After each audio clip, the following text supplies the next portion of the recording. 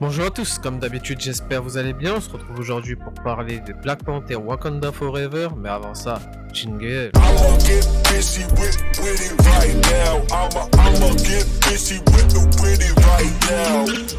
Donc pour commencer cette vidéo, je parlerai en premier point de l'hommage que devait représenter ce film au regretté Chadwick Boseman, et on peut dire que cela en est vraiment un à mon sens, et ce dès le début de film quand l'intro Marvel qui habituellement y est représenté tous les personnages, là il ne s'agit que de lui et de son personnage à travers les images dans les lettres Marvel qui défilent. Cela continue dans la cérémonie des funérailles de Black Panther, tous vêtus de blanc pour exprimer que cela n'est pas la fin puisque d'une certaine manière il est toujours là, autant le personnage Black Panther qu'il interprétait qui est un modèle à suivre, encore dans l'œuvre pour ses proches et son peuple, et lui l'interprète qui continuera à exister à travers ses films et ce rôle emblématique qu'il a interprété de fort grande manière.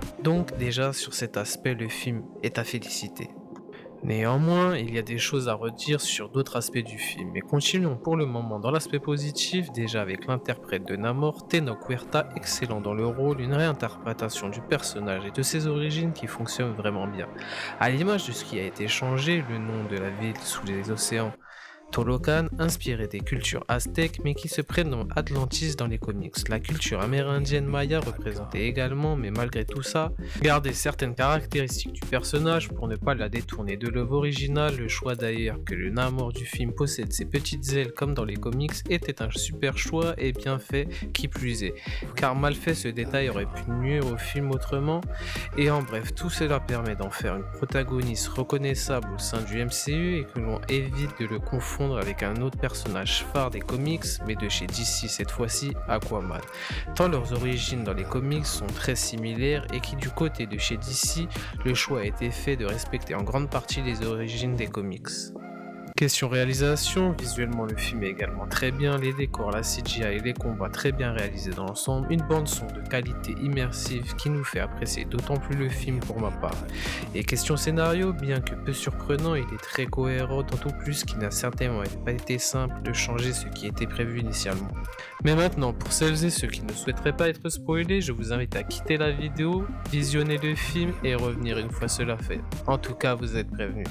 Bien, je parlais plutôt des funérailles du Black Panther et malgré le bien que j'en ai pensé, je trouve ça dommage que certains personnages n'étaient pas présents durant cela. Sam Wilson et Bucky Barnes, les Avengers restants qui ont connu Black Panther et combattu à ses côtés dans les précédents films. Alors oui, faire apparaître les personnages, me direz-vous, il aurait fallu les faire participer à l'histoire, ce qui aurait fait beaucoup étant donné qu'ils ont déjà le personnage de Riri Williams et bien d'autres, mais les voir apparaître en début et les revoir dans la bataille finale aurait été cohérent. Allez, admettons que le nouveau rôle de Sam Wilson l'aurait écarté de la scène de fin. Mais Bucky le loup blanc a vécu au Wakanda et il est censé dorénavant y avoir une attache particulière. Cela est même évoqué durant la série Falcon et le soldat d'hiver. Donc cela est l'un des quelques points négatifs du film. Et ensuite, que dire, les habitants de Tolokan étant bleus hors de l'eau, pour beaucoup cela a fait penser à Avatar. D'autant plus que le second volet sort bientôt et que c'est d'actualité. Et cela a déplu pour certains. Mais moi je vois cela comme une inspiration et comme à l'image des mangaka qui reprennent des éléments des œuvres de leurs confrères, comme un hommage du réalisateur Ryan Coogler à un autre confrère. Maintenant parlons de ce que nous attendions du scénario après visionnage des bandes annonces. Et qu'est-ce que l'on a eu ? On aurait pu penser que les grands gouvernements étaient responsables de la guerre entre ces deux nations. Et d'une certaine manière, cela est le cas de par leur quête de vibranium, puisque oui, le Wakanda n'est pas la seule nation à en posséder, et que les nations au vibranium feraient front commun contre le même ennemi tapis dans l'ombre. Il n'en est rien, ça s'arrête au fait que cette nouvelle nation découverte possède du vibranium et par le biais de Riri Williams et sa machine à détecter du vibranium utilisée sans même qu'elle soit au courant, cela a mis cette nation en danger de découverte. Namor, qu'il traduit sans amour, ne portant pas les habitants de la surface dans son cœur de par les atrocités qu'il a vues, craint pour son peuple, lui et Kukulkan, le roi serpent à plumes, qui souhaite enlever Riri et certainement la tuer pour éradiquer le problème. Sans ça, il fera la guerre à la surface et le Wakanda les premiers.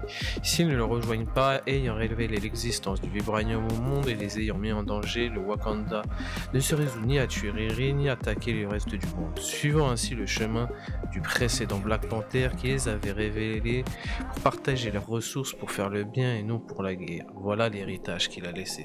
On notera également le girl power mis en avant à travers le film et à travers les personnages de Ramonda, Okoye, Nakia et bien sûr notre héroïne Shuri. Qui bien qu'elle devienne Black Panther, cela va nous amener vers une volonté similaire à un perso que l'on connaît bien. Car oui, après la mort de Ramonda et la réussite de Shuri de faire de l'herbe cœur synthétique, durant le rituel, elle ne verra ni son frère ni sa mère, mais Killmonger, prenant également la voie de la vengeance, un passage du scénario qui n'était pas attendu, et pourtant cela a permis aux spectateurs de revoir Killmonger de la meilleure des manières sans qu'il soit en vie, la fin du premier opus et sa mort étant parfaitement réalisée, bien que le combat de fin n'était pas le plus emblématique de ce premier volet, mais c'est un autre sujet. Bien, maintenant parlons de la bataille finale. Le choix qu'elle se fasse sur un paquebot n'en fait pas une bataille épique à mon sens, là où le combat entre Shuri et Namor lui l'est néanmoins. Okoye, avec la tenue de Shuri, style Iron Man et surtout la présence de Iron Heart dans la bataille, amène vraiment quelque chose de bien et j'espère que dans sa série, elle changera quelque peu son armure, ressemblant un peu trop encore une fois à un personnage de chez DC, Blue Beetle. J'aimerais revenir sur une scène avant de revenir à la scène post-crédit, la scène LGBT entre Dead et Dora Milaje qui m'a dérangé dans un premier temps. Pas que je sois pas pour la représentation de tous, mais quitte à ce que tout le monde soit représenté, qu'elle serve au récit. Elle me paraissait arriver comme un cheveu sur la soupe sans utilité. Mais tout est question d'interprétation et avec le recul visiblement ce ne serait certainement qu'un clin d'œil. Enfin pour finir avec cette scène post-crédit qui intronise un nouveau personnage qui n'est autre que le fils de Nakia mais surtout celui de T'Challa, vers quoi cela nous amène-t-il? Cela semble assez logique, Shuri ne fera que transition en tant que Black Panther.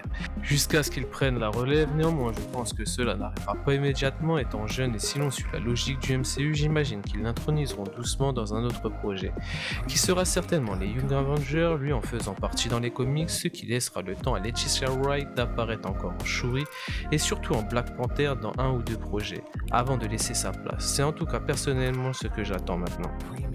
Bien, cette vidéo touche à sa fin, j'espère qu'elle vous aura plu, n'hésitez pas à me dire dans l'espace commentaire ce que vous avez pensé du film et de cette vidéo, si jamais j'ai omis quelques détails, aimez partager, cela aide à faire progresser la chaîne et moi-même toujours un peu plus. Sur ce, je vous laisse et je vous dis à bientôt.